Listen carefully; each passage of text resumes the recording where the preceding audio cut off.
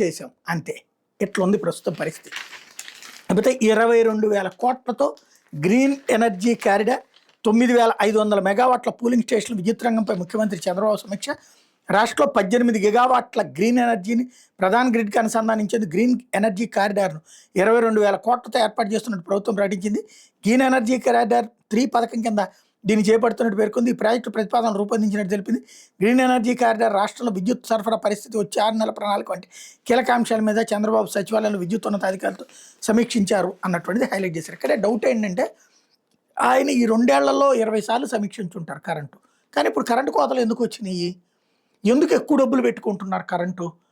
ఎందుకు ₹25, ₹30 పెట్టుకోవాల్సి వస్తుంది? 15-20 రూపాయలకి తక్కువ కాకుండా కొనాల్సి వస్తుంది. వాస్తవంగా వచ్చే ఈ నెలలో ఎంత ఏ రోజుకి కరెంటు వాడకం అవసరం అవుతుందో వాళ్ళ దగ్గర ఓ లెక్క ఉంది. ఎందుకంటే దశాబ్దాల తరబడి పనిచేసిన అధికార యంత్రాంగం ఉంది ఎలక్ట్రిసిటీ డిపార్ట్మెంట్ దగ్గర. వాళ్ళకి ఒక సగటు లెక్క ఉంటుంది. ఇదిగో లాస్ట్ ఇయర్ 10 ఏళ్లలో సగటు చూస్తే ఈ రోజుకి ఒక 1000 మెగావాట్లు, ఇది 100 మెగావాట్లు అవసరం అవుతుంది అన్నది.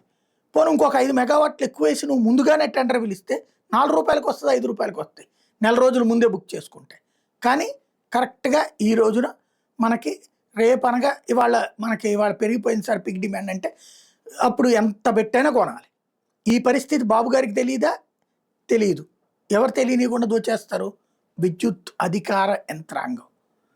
ఆ తర్వాత తెలుస్తుంది, కానీ ఏం చర్యలు తీసుకోరు. అందుకని దోచేసుకునే వాళ్ళు ఎక్కువ అయిపోతున్నారు అక్కడ. లేకపోతే